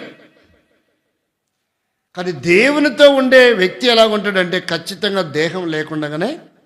ఎందుకంటే దేవునితో దేవదూతలు మాత్రమే ఉన్నారు, మిగతా చనిపోయిన భక్తులందరూ ఇంకా పరదేశంలోనే ఉన్నారు, వారు ఇంకా పరలోక రాజ్యానికి ప్రవేశము జరగలేదు. కాబట్టి దేవునితో ఉన్నప్పుడు దేవుడు ఆత్మయ్య ఉన్నాడు. దేహంతో ఉన్నటువంటి విధానాన్ని చూస్తే దేవునితో ఉండే దూతలందరికీ కూడా శరీరం ఉందా? దేహం లేదు. దేవునితో ఉండే దూతలందరికీ కూడా దేహము లేదు. అంటే ఆ దేవుడుండే ప్రదేశంలో ఈ దేహానికి ప్రవేశము లేదు, దేహంతో వెళ్ళడానికి అవకాశమే లేదు. భూమి మీద ఉండే ప్రదేశానికి, దేశానికి మనం దేహంతో వెళ్ళే అవకాశం ఉంది. దేహం లేకుండా కూడా ఊర్లు ఎక్కడో చనిపోతే ఆ శవాన్ని ఆ దేశాలు దాటి కూడా వచ్చే అవకాశం ఉంది. కానీ ఇక్కడ మాత్రం దేహముతో దేవుని దగ్గరికి వెళ్ళే అవకాశం లేదు. కాబట్టి నా అభిప్రాయము, ఆనోకు కూడా మరణించే ఉండవచ్చు. అయితే భూమి మీద ఉన్నప్పుడు ఆయన దేవుని కొరకు జీవించాడు అనేది మాత్రం ఖచ్చితం. ఆయన దేవునితో నడిచాడు. అంటే ఏళ్ళు పట్టుకొని నడిచాడా? దేవుని అడుగుజాడలో నడిచాడా? వాక్యానుసారంగా జీవించాడని నా అభిప్రాయం. ఎలా జీవించుంటాడు? వాక్యానుసారమైన, దేవుడే వాక్యం కదా, కాబట్టి వాక్యానుసారంగా ఆయన జీవితం. అందుకని కొలస్సీ పత్రికలో మన్నించండి, యాకోబు పత్రిక 1వ అధ్యాయము 21 చదవండి. ఏమని రాయబడి ఉంటుంది చూడండి. అందుచేత సమస్తమైన కల్మషమును, విర్రవీగుచున్న దుష్టత్వము మాని లోపల నాటబడి మీ ఆత్మలను రక్షించుటకు శక్తిగల వాక్యమును సాత్వికముతో అంగీకరించుడి. వినువారు మాత్రమేండి, మిమ్మల్ని మీరు మోసం చేసుకోకుండా. అది వాక్యానుసారమైన జీవితం. కాబట్టి దేవునితో నడవటం అంటే వాక్యం ఏదైతే మాట్లాడిందో రెండేనండి. క్రైస్తవంలో 2 ఉన్నాయి. ఒకటి దేవునికి ఆయాసకరమైనది విడిచిపెట్టడం, రెండవది దేవునికి అనుకూలమైన దాన్ని చేయటం. ఇంకేదే క్రైస్తవం అంటే. వాక్యానుసారంగా జీవించడం అంటే, దేవునికి ఇష్టానుసారంగా జీవించడం అంటే వాక్యంను అనుసరించటం, నాలో ఉన్న లోపాలు సరి చేసుకొని విడిచిపెట్టి దేవుడు ఏమైతే కోరుకుంటున్నాడో దాన్ని నేను అభ్యాసం చేస్తూ దాని కొరకే నేను సిద్ధపరచుకోవటం అనేటువంటి విధానం. కాబట్టి ప్రాణము అనేటువంటి మాటలు అర్థమవుతున్నాయి. ఏమంటున్నాడంటే మరణమునకు, చదివారు కదా 116:8 వచనం అనుకుంటా మొదటి భాగంలో, మరణము నుండి నా ప్రాణమును. ఇప్పుడు ఇది శరీరముతో ఉండి మాట్లాడుతున్నాడా, శరీరం విడిచిపెట్టి మాట్లాడుతున్నాడా? అంటే ఒక మరణం రాబోతుంది. ఆ మరణమును గురించి పౌలు గారు కూడా చెప్పిన మాట ఏంటంటే 7వ అధ్యాయం రోమపత్రిక 24వ వచనంలో, ఇట్టి మరణమునకు, అంటే మరణించం, దేనికి మరణం ఉంది? శరీరానికి ఉంది. కానీ దేనికి మరణం లేదు? అంటే మరణం అనే పదం వచ్చినప్పుడల్లా అది దేనికి సంబంధించిందని అర్థం? శరీరంనకు. ఆయన మరణం చూడకుండా కొనిపోబడను అంటే దాన్ని మనం ఎలా అర్థం చేసుకోవాలి? ఇంకా మీరు చూడండి 6వ అధ్యాయం 23వ వచనం రోమపత్రికలో, 6వ అధ్యాయం 23వ వచనం రోమపత్రిక, ఏలయనగా మరణము, 2 వచనాలు ఒకే చోట రాస్తారు, 2 విషయాలు ఒకే చోట మనకు కనపడతాయి. అయితే దేవుని కృపావరం క్రీస్తు యేసునందు, ఇది ఎటర్నల్ లైఫ్ గురించి చెప్తుంది. ఒకే వచనంలోనే మరణం గురించి చెప్తుంది, అక్కడ జీవముని గురించి కూడా అదే వచనము జ్ఞాపకము చేస్తుంది. ఇంత విషయం ఏంటంటే మనము తప్పించుకోవటం, మరణమును తప్పించుట ప్రభువైన యెహోవా వశం. అంటే మనం భౌతిక సంబంధమైన మరణం గురించి కాదు, భౌతికమైన సంబంధం గురించి మనం ఎక్కువ మాట్లాడతాం. ఆ కోటి, ఆ పాట కొత్త సంవత్సరం పాట పాడతారు కదా, మనం ఇచ్చట ఉన్నాము, మనం ఇచ్చట ఉన్నాం. నాకంటే గొప్పవారు ధనవంతులు ఈరోజు ఈ దినాన్ని చూడకుండా ముగించుకొని వెళ్ళిపోయినారు. అంటే వారు దేహం ముగించుకున్నారు, ఆత్మ ముగించబడిందా? లేదు, దేహం మాత్రమే. మనం కూడా దేహం గురించే మాట్లాడుతున్నాం. వారు వెళ్ళిపోయారు ప్రభా, వారు కనుమరుగైపోయారు, మమ్మల్ని ఇంకా సజీవ లెక్కలో ఉంచాం. సజీవ లెక్కలో ఉంచింది ఆత్మనే, శరీరాన్నే? ఆత్మ ఎప్పుడు సజీవంగానే ఉంటుంది. ఆత్మకు చావు లేదు. నరకానికి వెళ్తే కూడా అక్కడ ఏం లేదంట, అక్కడ కూడా చావదు అది. మరి సజీవం ఉంచింది ఏంది? నన్ను అనకూడదు, నా దేహమును అనాలి. ఇది అద్దెల్లండి. ఆత్మ కోసం ఎప్పుడు ఖాళీ చేస్తుందో చెప్ప పెట్టకుండా ఖాళీ చేస్తుంది. ఈ ఇల్లుని ఎప్పుడు వదిలిపెడుతుందో తెలీదు. ఆత్మ ఉన్నప్పుడే ఇంటికి విలువ. మనుషులు ఉన్నప్పుడే భూమి మీద ఉండి ఇంటికి ఎంత విలువ ఉంటుందో, ఇక ఆత్మ పోయిన తర్వాత శరీరాన్ని ఎడబాటు ఇడిసిన తర్వాత ఇక దేహాన్ని కైమ కొట్టినా కూడా అదేం మాట్లాడదు, అలకదు పలకదు. చిన్న చలికి చిన్న పిన్నిస్ గుచ్చుకున్న స్పర్శ ఉంటుంది దేహంలో ఆత్మ ఉన్నప్పుడు. ఆత్మ వేరైన తర్వాత ఇంక ఎంతన్నా కైమ చేసుకో, అది ఏం మాట్లాడదు, ఇక దానికి ఏమి అలుకు పలుకు కూడా ఉండదు. అందుకని ఇక్కడ ఏమంటాడంటే, మనము తప్పించుకోవాల్సిన దాని గురించి పరితపించాలి. ఏం తప్పించుకోవాలి? మరణం తప్పించుకోవాలి. అదే రెండవ మరణం. దాని గురించి మనం మాట్లాడితే ఎన్ని రోగాలన్నా ఉండాలి, ఎన్ని సమస్యలు ఉన్నాయి, ఎన్ని కష్టాలు ఉన్నాయి, ఎన్ని ఇబ్బందులు ఉన్నాయి, ఎన్ని వేదనలు నిట్టూర్పులైనా ఉండని, కానీ మనం తప్పించుకునే దాని గురించి ఆలోచన చేయాలి. ఇప్పుడు దేవుడు సాక్ష్యం ఇచ్చే విషయాలను ఒకసారి మనం చూద్దాం. ఆయన ఎలా సాక్ష్యం ఇస్తాడో మనం కొన్ని ఆలోచన చేద్దాం. ఇర్మియా గ్రంథం మొదటి భాగాన్ని మనం చూద్దాం. ఎలా తప్పించుకుంటామో కూడా ఇక్కడ రాశాడు. అంటే మనం హానోకు కంటే గొప్పవారం అవుతాము. అదే నా కాన్సెప్ట్. ఎందుకు చెప్తున్నాడు ఇదంతా ఏం అర్థం కాలేదు అనిపిస్తుంది మీకు, కానీ మనము హానోకు కంటే గొప్పవారుగా ఉండాలన్నది దేవుని యొక్క ఉద్దేశం. ఇర్మియా 39:18 చదవండి. ఇర్మియా గ్రంథం 39:18. ఇక్కడ దేవుడు సాక్ష్యం ఇస్తున్న విషయం, నీవు నన్ను నమ్ముకొంటివి గనుక నిశ్చయముగా. ఏ విషయంలో తప్పిస్తానన్నాడు? ఇప్పుడు మరణమును తప్పించుట ప్రభువు. అంటే మనం మరణపు అంచుల దాకా వెళ్ళిండొచ్చు. భౌతిక సంబంధమైన మరణం ఎప్పుడు బైబిల్ మాట్లాడదండి. బైబిల్ ఎప్పుడు కూడా భౌతిక సంబంధమైన మరణానికి ప్రాముఖ్యత ఇవ్వదు. క్రైస్తవం అనేది మరణం గురించి ఒక వరముగా భావించేదిగా ఉంది. మరణం అంటే వీసా, పాస్పోర్ట్ లాంటిది. మరణం అంటే అర్థం ఏంటి? వీసా లాంటిది. మరణం అంటే అర్థం ఏంటిది? రక్షణ అనేది పాస్పోర్ట్ లాంటిది. అయితే ఒక దేశానికి వెళ్ళాలంటే పాస్పోర్ట్ ఉండాలి, అది ఉంటే సరిపోదు, వీసా కూడా ఉండాలి. అంటే రక్షణ అనేది పాస్పోర్ట్ లాగా మనం తీసుకుంటే, అంటే పోల్చకూడదు, కానీ మీకు ఊరికి అర్థం కాదు చెప్తున్నా. మరణం అనేది కూడా వీసా లాంటిది. అందుకే పౌలు అంటాడు, ఈ దేహమును విడిచి నేను ఎక్కడ ఉండాలనుకుంటున్నా? నీ దేహమును విడిచిపెట్టి ఎక్కడ ఉండాలనుకుంటున్నా? దేవునితో ఉండాల. అంటే ఈ దేహముతో ఉన్నంతకాలం మనం ఎవరికి దూరంగా ఉంటాం? దేవునికి దూరంగా ఉంటాం. అంటే ఈ దేహము మనల్ని ఎన్నో విషయాల్లో దేవునికి ఏం చేస్తుంది? ప్రార్థనకి దూరం చేస్తుంది, వాక్యానికి దూరం చేస్తుంది, సంఘ క్రమానికి దూరం చేస్తుంది. అన్ని దేహంలో ఉన్నందువల్ల ఎన్నిటికి దూరం చేస్తుందో చూడండి. చిన్న చిన్న సమస్యలు ఇగోలు తీసుకొస్తుంది, సహవాసానికి దూరం చేస్తుంది, వేరు చేస్తుంది. అంటే ఈ దేహానికి మనం ఎంత ప్రాముఖ్యత ఇస్తామో అంతగా దేవునికి అది ఏం చేస్తుంది? మనల్ని దూరం చేస్తుంది.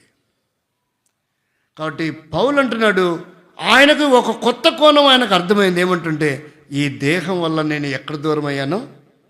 దేవునికి దూరం అయ్యాను. కాబట్టి నేను దేవునితో ఉండాలని అనుకుంటున్నా. ఇక్కడేమంటే దేవుడు ఏం సాక్ష్యం ఇస్తున్నా, నీవు నన్ను నమ్ముకో. 2025 గతించిపోయింది, 24, 25లోకి తీసుకొచ్చాను.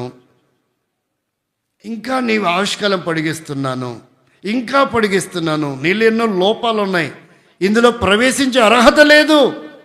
నిశ్చయంగా నువ్వు మరణానికే పాత్రుడు, మరణానికే పాత్రురాలో భౌతికంగా. కానీ నీ ఆవిష్కాలం ఎందుకు పొడిగించానంటే ఇకనైనా నువ్వు నన్ను నమ్ముకున్నాలని. ఇకనైనా నువ్వు నమ్మితే రెండు అంటే ఇది తప్పించబడదు, ఇది తథ్యం. తప్పించబడేది ఏంది? ఆత్మ సంబంధమైన మరణం తప్పించబడుతుంది. ఈ మరణం అవసరమే మనకి, అది వరం. అదేంటిది? వరం. కాబట్టి ఈ మరణం తప్పించమని చాలామంది కోరుకుంటారు. కొంతమంది ఈ ఆకు చించేయి ప్రభా, ఇంకేం చేయాలనైనా, ఈ పాపి లోకం నేను ఎంతకాలం ఉండాలా, ఈ కష్టాలు ఈ బాధలు ఎంతకాలం? ఆయన ఇచ్చినంతసేపు ఉండటమే మనం. కావాలన్నా ఆయన మనం తీసుకెళ్ళడు, ఉండాలనుకున్నా కూడా ఆ సమయము అదేదో పాట పాడుకుంటారు, నిన్ను ఉండాలనుకున్నా నువ్వు ఉండలేవన్నా. నువ్వు ఉండాలనుకున్నా ఉండలేవు, అది రోజు వస్తుంది. ఒక్కసారి దానికి అపాయింట్మెంట్ ఇచ్చిన తర్వాత ఇక నువ్వు దాని నుంచి తప్పించుకోవడానికి అవకాశం లేదు. ఒకవేళ మోడీతో అపాయింట్మెంట్ తీసుకున్నా, రాష్ట్రపతితో తీసుకున్నా తప్పించుకునే అవకాశం ఉంది. కానీ ఒక్కసారి మరణంతో అపాయింట్మెంట్ తీసుకుంటే, అపాయింట్మెంట్ అయిందనుకోండి, ఇంక అది తప్పేది కాదు. అంటే భౌతికంగా ఈ మరణం మనకి వరం. ఈ మరణం గురించి కాదు మనం ఆలోచించాల్సింది. అందరూ కూడా ఏ మరణం గురించి శ్రమ పడుతున్నారు? దాన్ని తప్పించుకోవాలనే. అసలు తప్పించుకోవాల్సిన మరణం వేరేది ఉంది. కానీ మనము అది తప్పించుకుంటే హానోకు కంటే మనమే గొప్పవారం. హానోకు కంటే వాళ్ళు చూసి నమ్మారు. చూసి నమ్మిన వారికంటే, అపోస్తలందరికంటే ఎవరు గొప్పవారంట? ఎవరు ధన్యులంట? చూడక నమ్మిన వారే ధన్యులు. అంటే ఇప్పుడు మనం హనోకు కంటే కూడా గొప్ప వరం ఎప్పుడు పోతామంటే భౌతిక సంబంధమైన మరణం గురించి కాదు మనం తప్పించుకోవాల్సింది, ఆత్మ సంబంధమైన మరణం అందుకంటున్నాడు. అది తప్పాలంటే మొట్టమొదట ఏం చేయాలంటే మనం ఆయన్ని నమ్మాలి. ఆ మరణం, ఈ హనోకు సంగతి పక్కన పెడదాం. ఆయన శరీరంతో వెళ్ళాడు, శరీరం చూడకుండా వెళ్ళాడు, మనకు అనవసరం ప్రస్తుతం వరకు. ఆ బైబిల్ అలాగుంది కాబట్టి మనం అట్లా ఆలోచిస్తున్నాం, ధ్యానిస్తున్నాం. నీకు నాకు ప్రామాణికమైనది ఏంటంటే మనము దాన్ని తప్పించుకోవాలా. దాన్ని తప్పించుకోవాలంటే ఇక్కడ ఏం చేయాలంట? ఆయన్ని మనం సంపూర్ణంగా నమ్మాలి. ఒకటి సరిపోద్దు, రెండోది కూడా మనం చేయాలంట. 91 కీర్తన 14 వచనం. రెండోది ఏం చేయాలో చెప్తున్నాడు చూడండి. తప్పించుకోవాలంటే అతడు నన్ను ప్రేమించుచున్నాడు గనక నేను అతనిని తప్పించదును. నేను అతన్ని తప్పించదును. నేను అతన్ని తప్పిస్తాను. అంటే ఏం తప్పిస్తున్నాడు? ఎవరు సాక్ష్యం ఇస్తున్నారు ఈ విషయం? ఎవరు మాట్లాడుతున్నారంటే ఇది కూడా దేవుడే చెప్తున్న విషయం. ఇది కూడా దేవుడే చెప్తున్నాడు. ఏమని చెప్తున్నాడు? నేను తప్పిస్తాను, అతడు నన్ను ప్రేమిస్తున్నాడు. ఈ నూతన సంవత్సరం ప్రవేశించిన మనం మన ప్రేమలు దేని వైపు పెడుతున్నాం? దేని కొరకు మనము ప్రేమగా, ఆ ప్రేమను నిజంగా దేవుని మీదనే ఉందా, సంఘం మీద ఉందా, సంఘ క్రమం మీద ఉందా, సహవాసం మీద ఉందా, లేదా వ్యక్తుల మీద ఉందా? అందుకే ఇక్కడ ఏమంటున్నానంటే నువ్వు కనుక నన్ను ప్రేమిస్తే నేనేం చేస్తా? తప్పిస్తా. అంటే ఏమిట్ల నుంచి తప్పించబడతాం? ఆ రెండవ మరణం. మనము రెండవ మరణం తప్పించుకోవడానికి ఒక గొప్ప అవకాశం ఇచ్చాడు. మొదటిదేమో ఆయన్ని నమ్మటం సంపూర్ణంగా. ఆయన నా దేవుడిగా. ఇంతకాలం నేను నమ్మలేకపోయా ప్రభా. కానీ చాలామంది నమ్ముకోకుండా శరీరాన్ని విడిచిపెట్టారు. నన్నైతే ఆ అనుభవాన్ని తీసుకెళ్ళకుండా నిన్ను నమ్మే అవకాశం ఇచ్చావు. గ్యారంటీ లేదు కొంతమందికి. తిరిగి మరలా మనిషిగా వస్తాడని మేము అనుకోలేదు. ఏం సంభవిస్తుందో, ఏ క్షణంలో ఏమవుతుందో తెలీదు. ఏ క్షణంలో ఏమవుతుందో తెలీదు. ఏమో మనిషిగానే తిరిగి వస్తాడా? వినకూడని వార్త ఏదైనా మేము వినాల్సి వస్తుందా? కాబట్టి ఒకరోజు అనుకున్నాడు యాకోబు, ఏమని, ఇంకా యోసేపు లేడు అనుకున్నాడు. ఆ బలహీన స్థితిలో ఆ వార్త వినంగానే ఇశ్రాయేలు బలం తెచ్చుకొని మంచం మీద లేచి కూర్చున్నాడని రాయబడింది ఆదికాండంలో. అంతలోకి అట్లాంటి బలం వచ్చింది అంతకాలం మంచం పట్టినోడికి. ఇంతే చాలు, నా కుమారులు లేదనుకుంటే నా కుమారుని కూడా కుమారులు ఉన్నారా, ఇక నేను చావక ముందు ఏం చేయాలనుకున్నాడు, చూడాలా ఎలాగైనా నేను. కాబట్టి ఇక్కడ మనం గమనిస్తే ఇంకా రక్షణ మారు మనసు లేకుండా వాయిదా వేస్తూ తీర్మానం లేకుండా ఆ మరణం అకస్మాత్తుగా వస్తుంది. ఆ భౌతిక సంబంధం మీద ఎలా వస్తుంది, రెప్పపాటున వస్తుంది. కాబట్టి దాని గురించి మనకు చాలా ఇబ్బందికరం. అది తప్పించుకోవటానికి దేవుడు ఎన్నో అవకాశాలు మనకి ఇచ్చాడు. ఆరోగ్యం ఉంది, వయసు ఉంది, బలం ఉంది, శరీరంలో అవయవాలు ఇంకా పనిచేస్తున్నాయి. ఆ చివరి క్షణం వరకు రాకమనిపే ఇదే అనుకూల సమయము, ఇదే రక్షణ దినం, ఇదే ఆయన నమ్మే సమయము, ఇదే ఆయనను ప్రేమించే, అన్నిటినీ ప్రేమించే సమయం కాదు, అన్నిటినీ నమ్మే సమయం కాదు. మనం ఎప్పుడైనా సిద్ధంగా ఉంటే, ఇప్పుడు రిజర్వేషన్ చేసుకున్నాం అనుకోండి, మన సీట్లో మనం ఎంతమంది కూర్చున్నా మనల్ని ఖాళీ చేస్తారా చేయరా? రిజర్వేషన్ చేస్తే సీట్ ఖాళీగా ఉంది టికెట్ తీసుకుని కూర్చున్నా అంటే ఒప్పుకుంటారా? లేదు. ఖచ్చితంగా వారు లేచి స్థలము సీట్ ఇవ్వాల్సిందే. అలాగే అది మరణం వచ్చినా రాకపోయినా, హనోకు మరణం చూసిపోయినా చూడకుండా పోయినా, ఏలియా మరణం చూసిపోయినా మరణం చూడకుండా పోయినా, నీకు నాకు అలాంటి అవకాశాలు అయితే లేవు. మనకున్న గొప్ప తరుణం మరణం అవసరమే. మరణం మనం కోరుకుందాం, త్వరగా నీ దగ్గర ఉండాలి ప్రభాని, కానీ అది తప్పించుకోవాలా. నేను ఆ మరణం ఈ మరణంగా తప్పించుకోవాల్సింది. ఈ మరణం తప్పించి ఎన్ని కోట్లైనా ఖర్చు పెడతారు, హాస్పిటల్కి ఎంత డబ్బు అయినా ఇస్తారు, కానీ ఏ మరణం తప్పించుకోవాలా, దానికి ఎంత ఖర్చు పెడతాం? దాన్ని తప్పించుకోవడం ఎన్ని కోట్లు లంచం ఇచ్చినా తప్పించే వాళ్ళు లేడు.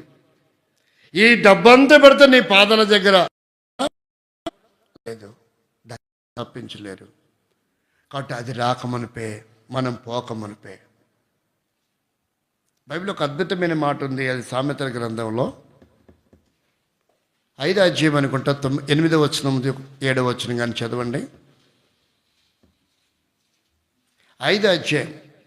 కాబట్టి లేకపోవటం, తీసుకుని పోవటం, కనపడకపోవటం, ఇవన్నీ మనం తర్వాత ఆలోచించిద్దాం. అవి లోతైన సబ్జెక్టులు, ఇప్పుడు మనకు సమయం లేదు. చూడండి, 5వ అధ్యాయం సామెతల గ్రంథం 8వ వచనం అనుకుంటాను. 9 చదవండి డైరెక్ట్గా.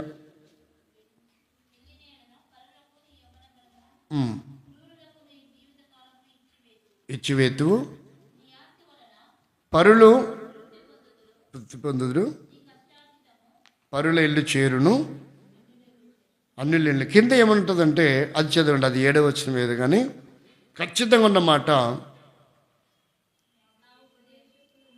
అయ్యో చదవండి, ఎన్నో వచనం అది చదవండి.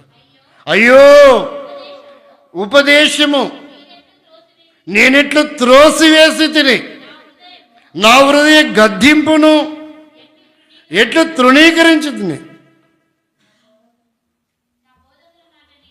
బోధకుల మాట అంటే అలాంటి దౌర్భాగ్యకరమైన స్థితి రానప్పుడే, మరణము అంచు దగ్గరికి భౌతికంగా వెళ్ళక మునిపే, అనారోగ్యములు దేహం పైన విలయతాండమాడక మునిపే చక్కగా, కొంతమంది అంటారు ఎంత మంచి మరణం అమ్మ, తిరుగుతా అసలు చూస్తున్నట్టుంది, నవ్వుతున్నట్టు, సచ్చాడని బాధపడుతుంటే చూస్తున్నట్టుంది, ఎంత అందంగా ఉన్నాడో. సచ్చిన తర్వాత కూడా అందమేనా? ఎంత విచిత్రమో చూడండి.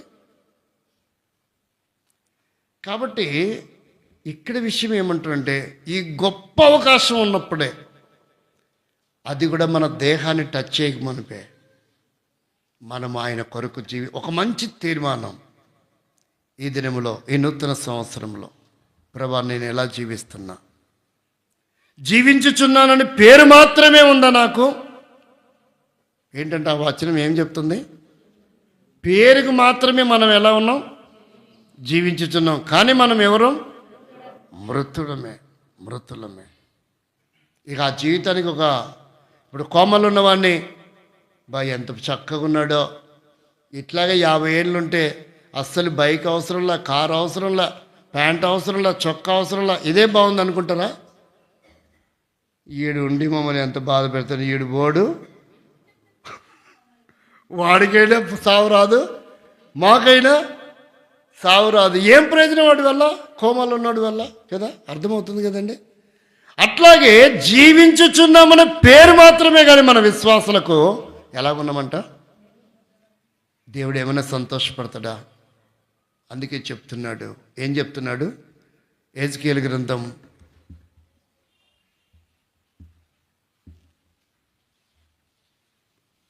18:23 అనుకుంటే ఒకసారి చదవండి. బ్రతుకుట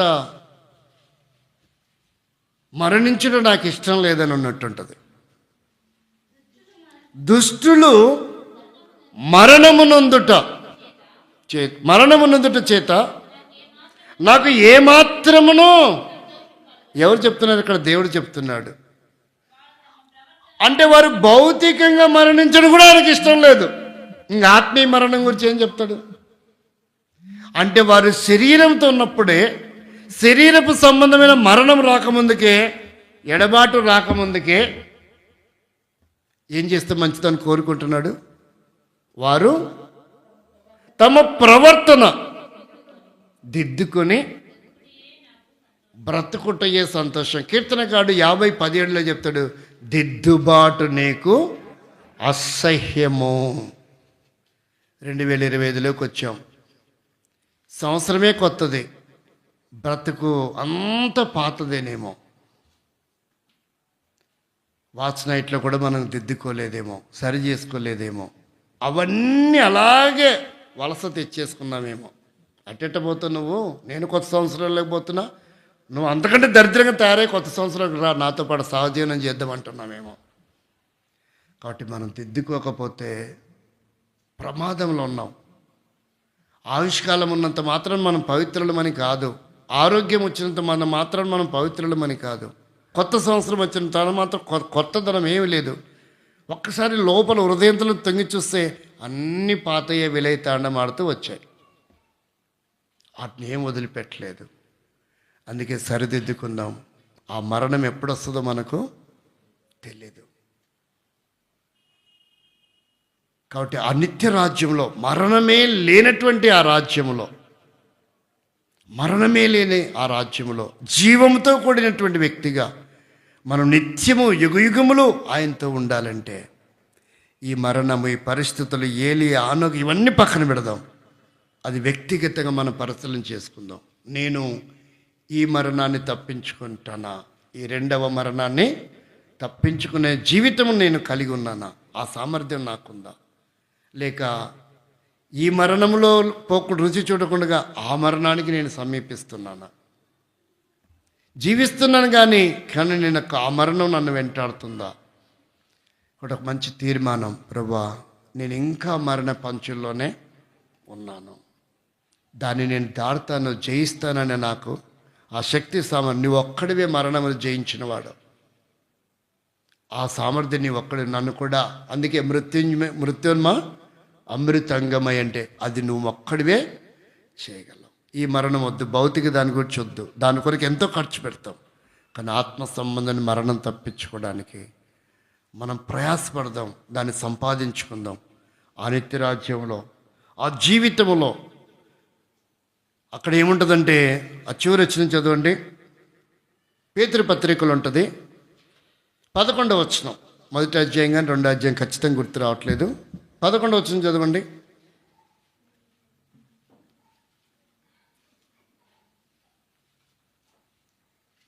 సమృద్ధి అని ఉంటుంది. ప్రవేశం కనపడలేదా? మొదటి వచనం చదవండి, 2వ అధ్యాయం కానీ చదవండి. 2వ పేతురు మొదటి అధ్యాయం 11వ వచనం. ఇట్టి క్రియలు చేయవారైతే ఎప్పుడు త్రొట్టిల్లరు. అలాగున ప్రభువును యేసుక్రీస్తు యొక్క ప్రభువును రక్షకుడైన యేసుక్రీస్తు యొక్క నిత్య రాజ్యములో మనం కూడా నిత్యం ఉంటాం. ఇక అక్కడ మరణంతో పని లేదు. నిత్య రాజ్యంలో మనం ఎలా ఉంటాం? నిత్యము ఉంటాం. దాని కొరకై మనల్ని సంపూర్ణంగా సిద్ధపడదాం. రక్షణ, మారు మనసు, బాప్తిసం, సేవ, పిలుపు, ప్రతిష్టలు అన్నీ దాని కొరకై మనం సరి చేసుకుందాం. ప్రార్థన చేసుకుంటాం.